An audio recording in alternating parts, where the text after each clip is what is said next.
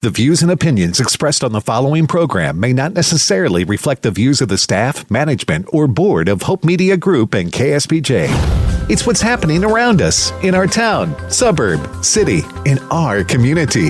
It's Community Beat with Kossie McKee on 89.3 KSBJ. Well, hello and welcome to Community Beat. We're keeping you tuned in to the topics that are impacting our local communities and helping them to thrive. I'm your host, Kossie McKee, Senior Director of Community Relations for KSBJ. Today, we're raising awareness for a special time of commemoration in our nation known as Juneteenth. My guest, Dr. Kossie Chernyshev, has learned a lot about Juneteenth in her work as a college professor of history at Texas Southern University and will help us learn more as we discuss Juneteenth 101. Hello, Dr. Karen, and thank you so much for joining us today. Hello, Kim. How are you? Doing great. So for starters, tell us a little bit about yourself. Well, I'm a native Houstonian and actually a fifth-generation Texan. Wow. I was educated in Houston schools, public school system. I went on to Rice University, studied at Michigan State University, returned to Rice University, and started teaching at Texas Southern, where I've been for almost 30 years. Wow. So Texas is just where you're meant to be, huh? Absolutely. So some of us will have an opportunity to celebrate a holiday known as Juneteenth. So tell us, what is the significance and the background of Juneteenth? Juneteenth is a day that formerly enslaved Black Texans started to celebrate their freedom 1 year after they learned of their emancipation. Okay. So it started first as a cultural celebration. They would have picnics. They would actually read as a congregation. In some congregations, they would actually read through the Emancipation Proclamation to commemorate the day. And they would also have picnics. And eventually they started to have opportunities to commercialize the day. For example, businessmen might advertise their businesses in local Black newspapers throughout the state. And they would also showcase clothing for people to wear, Juneteenth hats, and so on, even as early as the 1920s. So it started mostly as a cultural holiday. And then there were some African-American Texans who thought in the 1940s, maybe we should try to make sure that people will actually be off for that day and it will be as a paid state holiday. Well, as we know, that didn't happen in the 1940s. It doesn't happen in Texas until the 1980s. That Juneteenth becomes a state holiday. And then from the state holiday, as the African-American Texans travel to other parts of the country and even other parts of the world, guess what they do? They bring Juneteenth with them. And so once it's celebrated not only in Texas, but in other states, it becomes a day that's commemorated and it even becomes a paid state holiday in about 21 states before it becomes a national holiday. And so when it becomes a national holiday, we will see instances where, in the case of it becoming a national holiday, Opal Lee played a very important role. And around 2016, she started to get signatures to try to have the day declared a national holiday. And so what's really interesting about holidays is that usually there's the commercialization that sometimes happens, but then there's also the political intent. Right? Well, let's look for a holiday. Sometimes you may have politicians who look for opportunities to celebrate certain ideas and to promote them. And so in some cases, too, sometimes there's a little pain. So in the case of Juneteenth, especially when we get to the national stage, there is the incident that happens with George Floyd that also gives this positive reason. It gives us an opportunity to turn a negative situation into something positive. And so you will then see this groundswell of support coming from both sides of the political aisle. Here in Texas, John Cornyn and also Sheila Jackson Lee and others who will say, let's celebrate freedom. This is something that the entire nation can actually embrace. So it really takes about 156 years for us to get to the point where it's a nationally celebrated holiday. But it's definitely that idea of freedom that every American can embrace. Absolutely. So tell us a little bit about the significance of Texas in the overall picture of Juneteenth. Yes. Well, Texas is one of the states that comes in a little later in the late 1840s as a state. Mm-hmm. And so when it enters the state, in fact, it took historians a while to actually decide whether or not Texas was a southern state or a southwestern state. Well, in terms of enslavement, it was a slave state. So when Texas entered and became a part of the United States, those people who migrated into Texas with their slaves. Mm-hmm. And in fact, they had to petition the Mexican government before Texas gained its independence.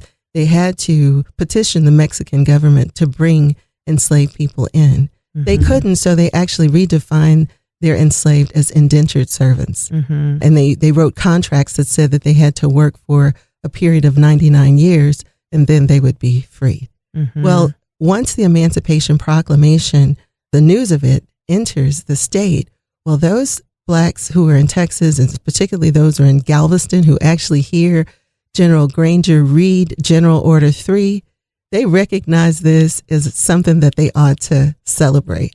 Mm. And so a year later, before the 13th Amendment was ratified, which was the amendment that abolished slavery forever in the territories of the United States, they started to celebrate. And it's really interesting because enslavement was not only something that happened in Texas. There were other states that were slave states. But the blacks in Texas said, we want to celebrate. Mm. We want to celebrate. And they celebrated in their churches.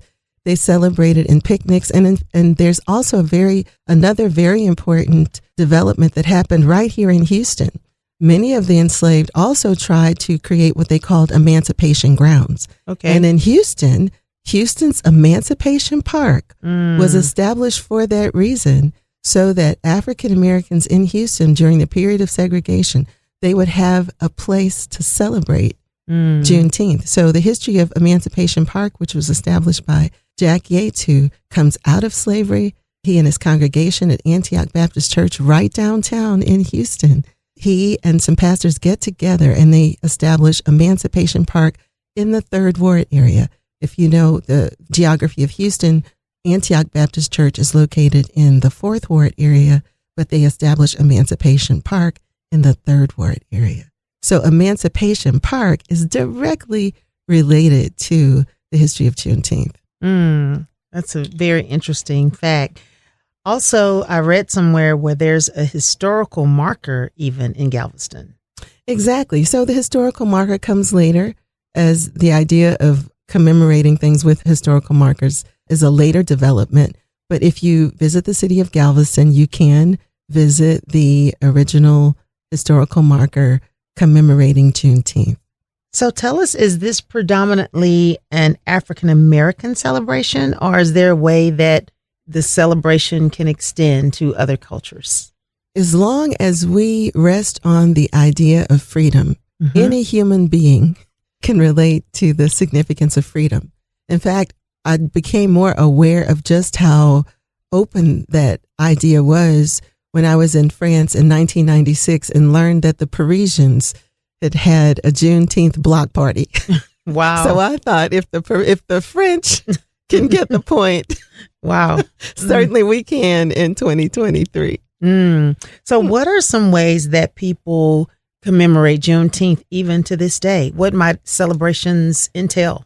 You will still see programs at churches where the kids may be reciting different poems and giving different speeches.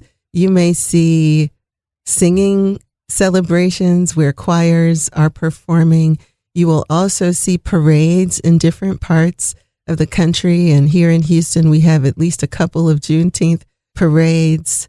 You will see more discussion about Juneteenth now, especially since it's become a national holiday.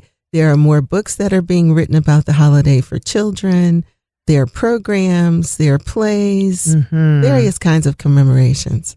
One of the things that has often been stated about Juneteenth is that in Texas, and I'll say it was something that kind of had more of a negative connotation, that we learned about it. The slaves in Texas learned about Juneteenth, were late to the party as far as hearing about their freedom. And so sometimes people from other places made that into something negative. Right. Could you speak to that?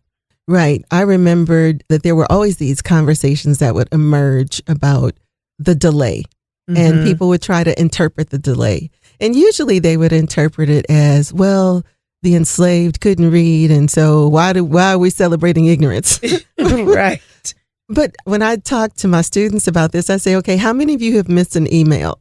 How many of you have overlooked a piece of mail? Okay, first of all, communication was not what it is today. Right. And so even with all the modes of communication we have now, we still sometimes miss a few details. Right. Okay. And even when there are big pieces of legislation that are emerging, I mean, how many of us are literally going to the Texas state government webpage to see which pieces of legislation are emerging even now? Right. So to sort of expect that these people who are in a remote part, remember Texas too is considered remote in regards to the other states. It's not even really considered Southern by a lot of Southerners even at that point. Sure. Because it's entering into the Union fairly late. So in Texas, they were even trying to get people to migrate to the state because it was so big and far away in the minds of a lot of people. So it's, when I think about it historically, it's just not really a valid, it's certainly not a reason not to celebrate the holiday. Sure. But what I love about the people in Texas is that they said we should celebrate.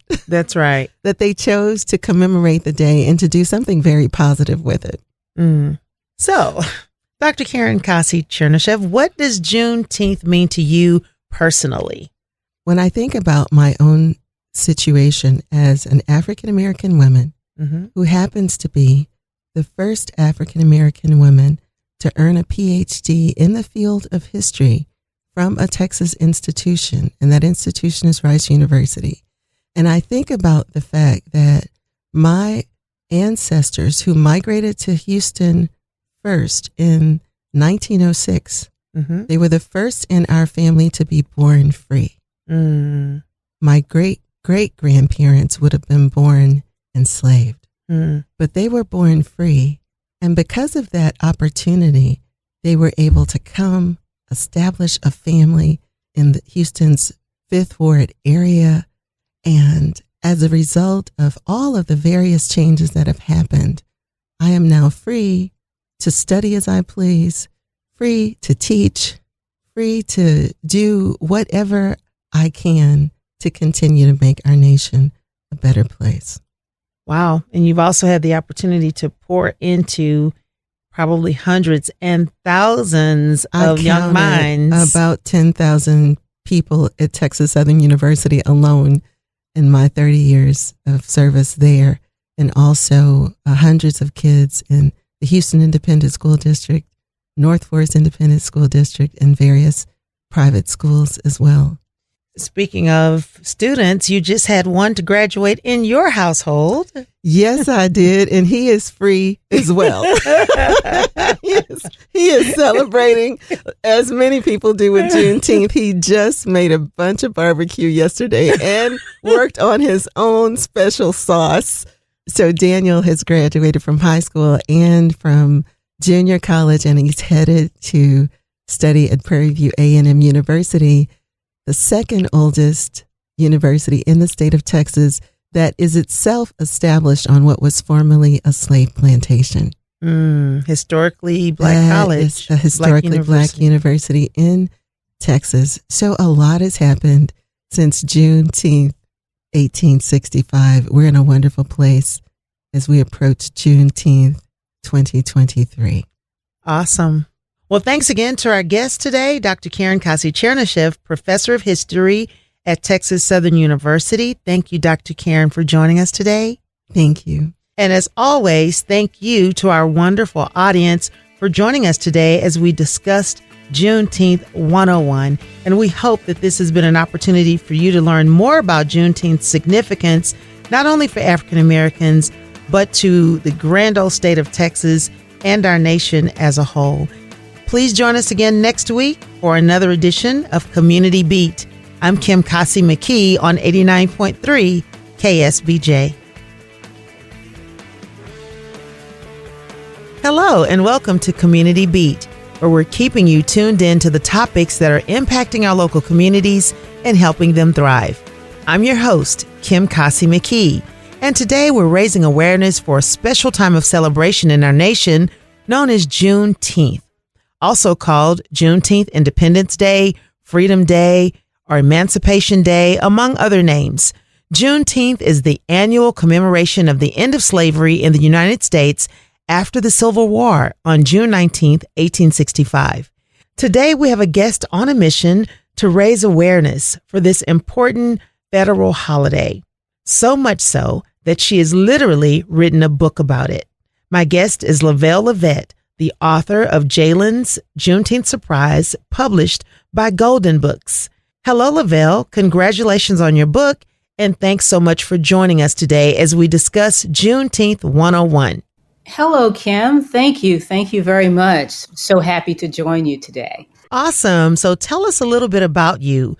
Who is Lavette? Where are you from? What do you do? What are some of your most favorite things? Well, Lavette. I am from Opelousas, Louisiana, which is in St. Landry Parish, but I live in Houston, Texas, and I enjoy writing. I call myself a storyteller, but a story hunter as well. I'm always looking for interesting people, places, and things to write about. So in addition to being an author and a writer and a ghostwriter as well, I'm also a publisher. So I actually publish adult books, fiction, nonfiction, and children's books. And I've been doing that for, over 20-something years. Wow, that is wonderful. And one of those books, Jaylen's Juneteenth Surprise, how did this project get started? The idea of writing a book on Juneteenth for children. Well, it's interesting. I set out to, I guess, probably about 3 years ago to create a character that we would use to highlight engineering and get kids interested in the STEM, what we call it, science, math, technology. And so I created this little character called Jaylen. And I wrote sort of his background and what he was about and what he stood for, his personality and all that sorts of things when you're preparing to write a book. And I had not set a theme or anything around that. I just knew that Jaylen, and what we call him is Jaylen Future Engineer. So I knew that Jaylen would be adventurous and get into all kinds of things that would drop little nuggets to kids to get them interested in STEM. But during the pandemic, I was having a conversation with my mother, and, the Juneteenth holiday was, passed as a federal holiday by President Joe Biden. And I was talking with her about it, and she started telling me that, when I was a little girl, we celebrated Juneteenth. My father didn't celebrate the 4th of July. It was all about Juneteenth. And I was like, really? Just growing up in our household, we never talked about Juneteenth. We didn't celebrate it. We celebrated the 4th of July. So I was just curious. I was started asking her, well, what was it like? And why didn't we celebrate it once you got out of the house, married my father, and, we didn't celebrate it? And she said that the tradition basically died when her father passed. And I just thought that was interesting. What would it be like if I would have found out about Juneteenth when I was a little kid? And I transferred those thoughts over to Jaylen.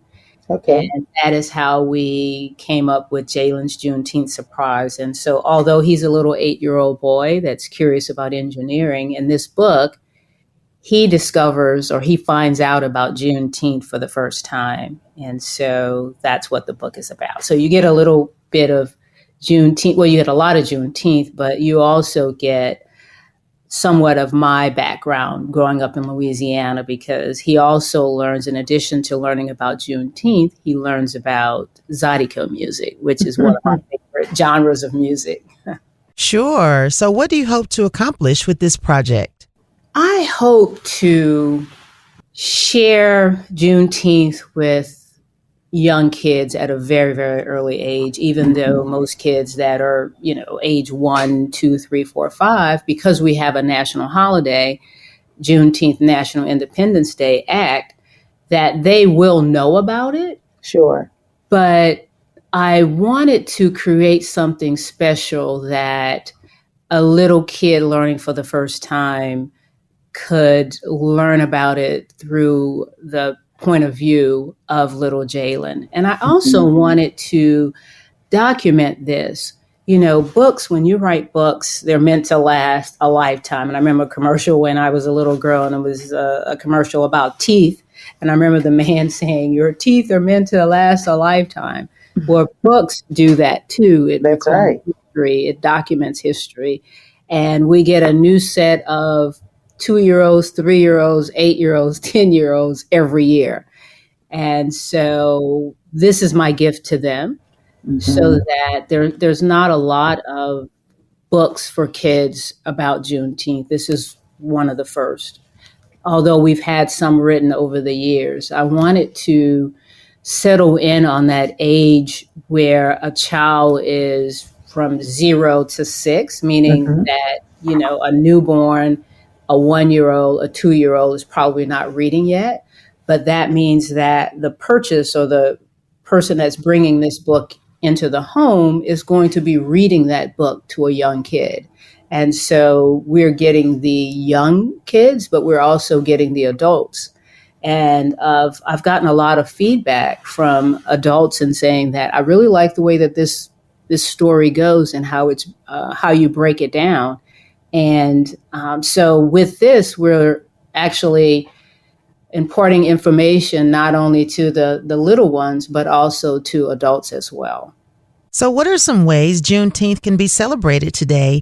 And I'll venture to say not just by African Americans, but by people in general. I think there's several ways. We can look at it and treat it like many other celebrations that we have.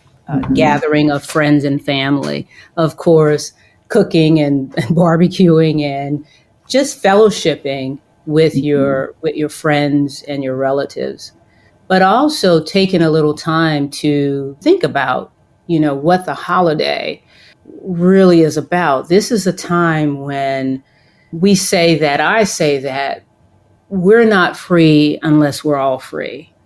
And so at least on paper, this is to commemorate the emancipation of all, because at that point, when the enslaved people in Galveston learned about this, so they were on their trek to freedom as well.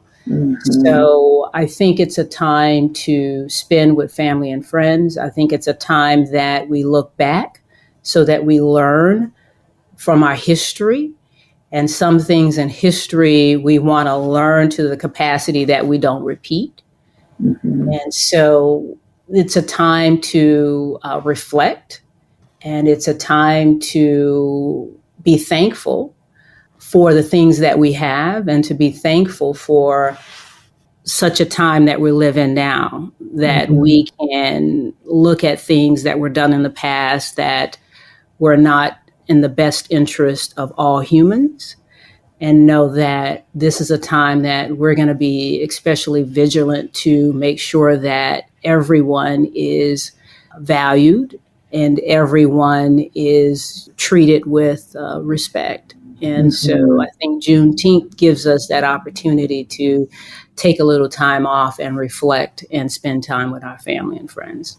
So what's next for you? What's on the docket for Lavette? More children's books? Yes, well, I'm publishing. Our company publishes several books per year. So we have another Jaylen book that comes out in September, and it's called Jaylen's Christmas Wish. And I'm really excited about that because it involves the military. We are planning Jaylen, actually the character Jaylen comes in July, the physical mascot.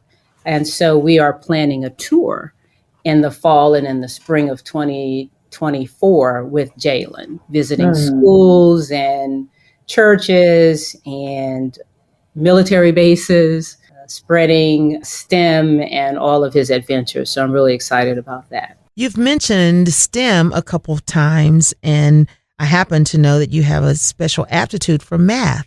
And I believe you said it was your father who was a math whiz. Say a little bit about that. Right. My father, Jimmy, was a mathematical genius. He received his undergrad and master's in mathematics. He was a teacher, a coach. He was also a high school principal. And my mother's reading specialist. So she Wow. had her undergrad in reading and English and her master's in education. And she was really good on that side of it. So I think I got a little bit from my father and a little bit from my mother, in that my undergraduate degree is in mathematics, even though I spend most of my time writing. But mathematics is a wonderful way for problem solving. So it's not just the X's and the O's, but I think it teaches us how to problem solve. So my undergrad's in mathematics, and my husband is an electrical engineer. And I was awakened to all of the things that engineers do through him. And so it's sort of an homage to him, having Jaylen be wanting to be an engineer when he grows up. But science, technology, engineering, mathematics are so important. And we hope to inspire kids through Jaylen's activities in that area. That is awesome. So speaking of Jaylen, where can we go to find out more about his adventures, books, and other things? You can go to Jaylen.com, and that's JAYYLEN.com. And you can get information about Jaylen and his activities. We also have a free teacher's resource guide and a free parent resource guide that you can download for free at Jaylen.com. And we have a resource guide that will go with a Juneteenth surprise book that's already there and ready for download. And when the Christmas Wish book comes out, we will have a parent and a teacher resource guide for that. And as a matter of fact, all of the books that we do in the Jaylen series will come with that. Awesome. This has been so enlightening, Lavelle. Best wishes to you on raising awareness on Juneteenth through the eyes of Jaylen. And to learn more about Lavelle or get a copy of her book, go to Jaylen.com. That's JAYYLEN. Any final thoughts, Lavelle? Well, I'd like to say, Kim, thank you for having me on. And I really appreciate it. And we're just so excited about Jaylen. And I hope that parents and children will come to the website, drop us a line, let us know what you think, and any type of different activities and things of that nature that might come to mind from kids and parents. We have open ears and would love to hear from you. So thank you. Thank you so much for having me on. As always, thank you, our wonderful audience, for joining us today as we've discussed Juneteenth 101. We hope this has been an opportunity for you to learn more about Juneteenth's significance, not only for African Americans, but to our nation as a whole. And please join us again next week on another edition of Community Beat. I'm Kim Kossie McKee on 89.3 KSBJ. Thanks for joining us for Community Beat with Kim Kossie McKee. Join us every Saturday morning at 5:30 on 89.3 KSBJ.